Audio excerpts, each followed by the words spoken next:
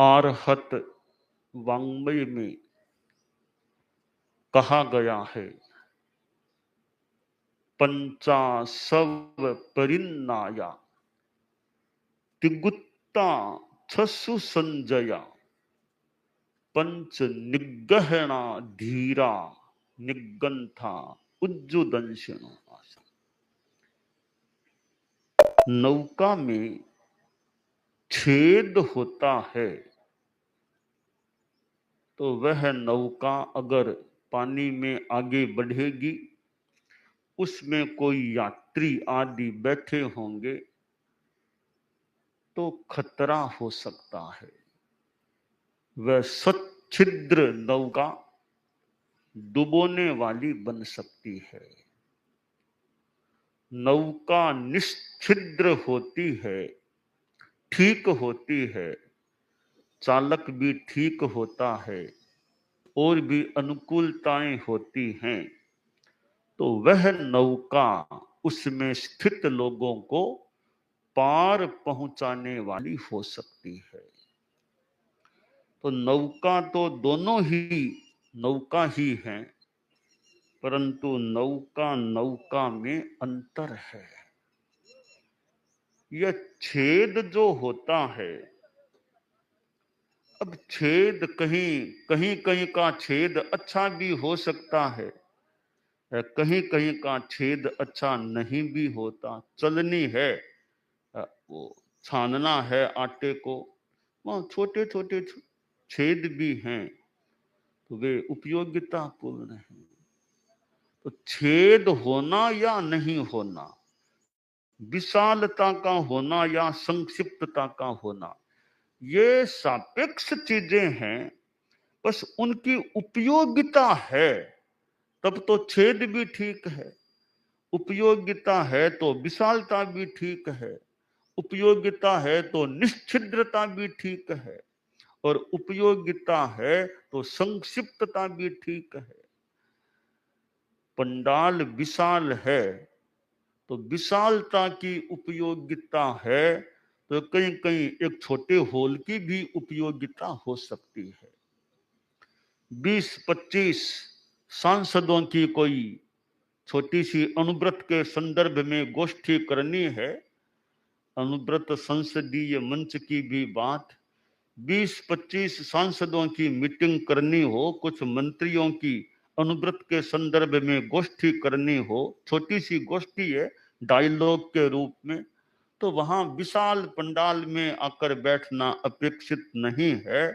वहां छोटे से हॉल में भी वह गोष्ठी, राउंड टेबल पर भी वैसी गोष्ठी एक हॉल में भी हो सकती है। परम पूज्य आचार्य तुलसी जैन विश्व भारती लाडनू में विराजे थे, और एक बार वहां दलाई लामा जी आए थे। दलाई लामा आए, मुझे स्मरण हो रहा है, वो गुरुदेव से जब मिले तो कहा fit fit are you, fit fit. उन्होंने, दलाई लामा ने पूछा आप ठीक है ना, ठीक है ना? तो गुरुदेव ने मुस्कुरा के अपने ढंग से जवाब भी संभवतः दे दिया। प्रथम बार वो प्रज्ञालोक का हॉल, उसके कहीं आसपास वो आए, गुरुदेव से यूं मिलना हुआ। फिर दिन में तो एक डायलॉग का कार्यक्रम रखा गया। तो वो डायलॉग का कार्यक्रम मुझे जहां तक याद है पंडाल में नहीं रखा, विशाल पंडाल तो सुधर्मा सभा का, वहां नहीं रखा। सचिवालय का जो एक ऊपर जो छोटा हॉल सा होता था, वहां वो डायलॉग का प्रोग्राम, कई लोग उसमें बैठे थे, गुरुदेव तुलसी भी विराजे थे, मैं भी पास में गुरुदेव के पास बैठा था इधर, वो प्रोग्राम हुआ था। तो अभी संयोजक मुनि जी ने जो कहा कि विशालता, तो विशालता की अपनी उपयोगिता है, कहीं कहीं संक्षिप्तता की भी अपनी उपयोगिता है। तो जहां जो काम में आ सके उसको काम में लेना चाहिए। कहीं बड़े संतों की उपयोगिता है, कहीं छोटे छोटे बाल मुनियों की भी उपयोगिता हो सकती है। बड़े बड़े पढ़े लिखे बहुत वर्षों से दीक्षित कार्यकारी संत हैं, उनकी बहुत उपयोगिता है। तो कहीं कहीं छोटे बाल मुनियों की भी अपनी उपयोगिता हो सकती है। कोई संयोजन कराना है तो बड़े संतों को भी जो ट्रेंड है ऐसों को कहो वो संयोजन करे, कार्यक्रम का संचालन करे। और कहीं पानी पिलाना है तो बाल मुनि भी थोड़ा पानी लेकर आ जाए, पानी पिला। तो वहां अपनी अपनी उपयोगिता है। तो छोटा या बड़ा, छोटे की अपनी उपयोगिता हो सकती है, तो बड़े की अपनी उपयोगिता हो सकती है। तो जहां जिसकी जरूरत है उसको यथा उचित के काम में ले लिया जाए, यह आदमी की बुद्धिमत्ता होती है। तो हमारे जीवन में भी हम देखें कि छेद की भी कहीं उपयोगिता है। यह नाक, हमारा नाक में मानो छेद हैं, इन छेदों की कितनी उपयोगिता है, श्वास लेने में कितनी उपयोगिता है। नाक कभी जाम हो जाए, थोड़ा नाक क्यों जाम सा हो जाए, तो थोड़ी श्वास लेने में भी, नाक से श्वास लेने में कठिनाई, फिर मुंह से श्वास लेने की नौबत आ सकती है। तो छेद का होना भी ठीक है और छेद का न होना भी ठीक है, जहां अपेक्षित नहीं है। अब शरीर में और कहीं छेद हो जाए, चोट आ जाए, छेद हो जाए, तो वो अनपेक्षित अनुपयोगी भी हो सकता है। तो हमारा यह जगत है वो सापेक्षता से मानो युक्त है। कोई कोई चीज निरपेक्ष भी हो सकती है, सापेक्षता बहुत है कि इस अपेक्षा से यह ठीक है और इस अपेक्षा से वह चीज ठीक है। तो एक संस्कृत में एक श्लोक आता है, अमंत्र मक्षरम नास्ति, नास्ति मूल मनौषधम, अयोग्य है पुरुषो नास्ति, योजकस्तत्र दुर्लभ है। कि कोई भी ऐसा अक्षर नहीं है, जैसे क, ख, ग, घ, ए, आ, क, का, की, ख, खा, कोई भी अक्षर ऐसा नहीं है, यानी कोई भी अक्षर है नहीं ऐसा जो मंत्र न बन सके, जो मंत्र में काम न आ सके। और कोई ऐसा मूल नहीं है, जड़ी बूटी नहीं है जो औषध के रूप में काम में न आ सके। सामान्यतया प्रायः ऐसा कोई आदमी नहीं है जो जिसमें कोई भी योग्यता न हो। प्रायः प्रायः कोई न कोई योग्यता तो आदमी में मिल ही सकती है, प्रायः प्रायः सामान्य लोगों में। तो फिर प्रश्न है कि कठिनाई क्या है? जब हर अक्षर मंत्र बन सकता है, हर मूल में दवा बनने की अर्हता होती है, सामान्यतया प्रायः हर आदमी में कोई योग्यता भी होती है, तो फिर क्या कठिनाई? कठिनाई एक है, योजक तत्र दुर्लभ है। योजित करने वाला आदमी मिलना कई बार मुश्किल, कहीं कहीं हो सकता है, दुर्लभ हो सकता है। कि अब अक्षरों में मंत्र बनने की अर्हता है, कौन से अक्षरों को कहां फिट करना, यह ज्ञान हो आदमी में, एक साधनाशील आदमी कोई मंत्र को स्थापित करे तो उसका महत्व हो सकता है। श्रीमद दयाचार्य जैसे और भी हमारे ज्ञाता साधक व्यक्ति किसी मंत्र का निर्माण करते हैं, उपसर्ग हर स्तोत्र भी है, नवकार मंत्र भी है, और भी हमारे तो ओम भिक्षु जय भिक्षु ऐसे मंत्र हैं। अब गुरुदेव तुलसी के गीत में आ गया, ओम भिक्षु जय भिक्षु मंत्र मंगलकारी, ओम भिक्षु जय भिक्षु मंत्र ओ विघ्न हरण मंगल, संकट मोचक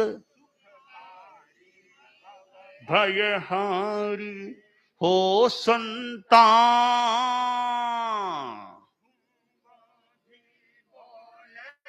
पंगु चढ़े पहाड़, हो जन जीवन आधार, हो तेरा पंथ अधिदेवता, श्रद्धा श्रद्धा स्वीकारो तेरा पंथ। एक स्थापित, एक प्रामाणिक मानो हमारे धर्म संघ के लिए तो मंत्र है ओम भिक्षु जय भिक्षु। तो अक्षरों में रहता है मंत्र बनने की। अक्षरों को कैसे जोड़ना, कौन सा मंत्र बनाना, यह योग्य योजक व्यक्ति हो, एक अधिकृत व्यक्ति हो तो एक अच्छा मंत्र भी निर्मित हो सकता है। अब मूल जड़ में अर्हता है दवाई बनने की। जानकार कोई वैद्य हो, जानकार व्यक्ति कौन सी जड़ी बूटी को कैसे किस बीमारी में काम में लिया जाए, कैसे काम में लिया जाए, वो जानकारी वाला आदमी हो। कोई पंडित हो, आयुर्वेद का अच्छा वेता, या कोई भीतरी ज्ञान हो। और यहां तक कोई योग्य आदमी एक वनस्पति के पास गया, मानो ध्यान करके पूछता है, हे वनस्पति मुझे बताओ तुम्हारे में क्या योग्यता, तुम कौन सी बीमारी के निवारण में काम कर सकती हो, और उत्तर मानो मिल गया। कोई योग्य आदमी हो तो ज्ञान हो, कौन सी वनस्पति, कौन सी जड़ी बूटी, कौन से मूल का किस रूप में उपयोग करने से कौन सी बीमारी का प्रतिकार इलाज हो सकता है। ये ज्ञान वाला आदमी मिलना दुर्लभ हो सकता है। अयोग्य है पुरुषो नास्ति, कोई पुरुष अयोग्य नहीं है सामान्यतया प्राय। अब किस आदमी को कहां काम में लेना, इस कला वाला नेता लीडर आदमी चाहिए कि किसको कहां काम लेना, कि इस आदमी को इस कार्य में काम ले लो, इसको इसमें काम ले लो।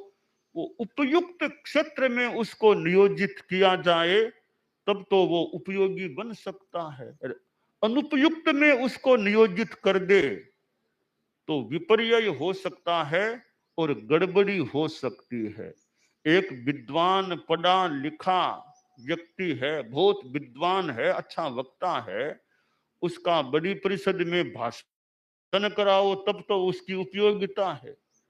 संत लोग भी हैं, कोई मान लो पढ़े लिखे हैं, एजेड वृद्ध भी कुछ प्रौढ़ हो गए हैं, घुटनों में और में तो क्षमता कम है, पर उनको बिठा दो तो व्याख्यान भले 1.5 घंटा 2 घंटा दिला लो। परम पूज्य डालगणी लाडनों में विराजते थे, उनके अंतिम मतलब समय दिनों या महीनों या वर्षों की बात है। स्वास्थ्य की कुछ प्रतिकूलता थी, पर डालगणी व्याख्यान देने में संभवतः बड़े सक्षम भी थे। तो डालगणी ने कहा, संतों मेरे चलने वाली थोड़ी दिक्कत, संभवतः फरमाया होगा दिक्कत है, तुम एक काम करो, मुझे व्याख्यान की जगह पर तुम बिठा दो, फिर मैं व्याख्यान दे दूंगा। तो खैर वो तो हमारे परम पूजनीय डालगणी थे, उनका तो उदाहरण मैंने एक बड़े सम्मान के साथ प्रसंग में ले लिया। बाकी वो तो बड़े परम पूजनीय आचार्य श्री थे। हमारे और संत भी हैं, कभी एज्ड हैं, अब घुटनों में भी तकलीफ है और भी कोई भागदौड़ ज्यादा नहीं कर सकते, पर व्याख्यान दे सकते हैं। ये उनसे व्याख्यान में उनको बिठाओ तो बोल देंगे आधा घंटा घंटा, संवत्सरी का दिन है, उनको बिठा दो, ज्यादा खड़े नहीं रह पाएंगे, दे दो, आराम से बैठ जाओ, 1.5-2 घंटा बोल दो। अब वो काम तो कर सकते हैं। उनको बोले भी तुम पानी लेकर आओ 2 किलोमीटर से, वो कि मेरे तो घुटने काम नहीं करते। तो किसको कहां नियोजित करना, वो कला नेता में हो कि किस आदमी को किस काम में लिया जाए। अब एक साधु मान लो इतना पढ़ा लिखा नहीं है और शरीर में कर्मठ है, सक्षम है, भले कहीं भेज दो, कोई बोझ उठाना हो तो उसको कभी पाटा लाना है, वहां से 2 सन जाओ जवान सन, तो वे पाटा लेकर के तो आ सकते हैं। उनको कहो तुम आधा घंटा भाषण दो संस्कृत में, वो उनके बस की बात नहीं। तो योजकस तत्र दुर्लभ है। अब गीत का संगान कराना हो तो मधुर कोई कंठ वाले हैं, गीत याद भी, उनको खड़ा करो, एक गीत गवा लो, 2 गवा लो, 3 गवा लो।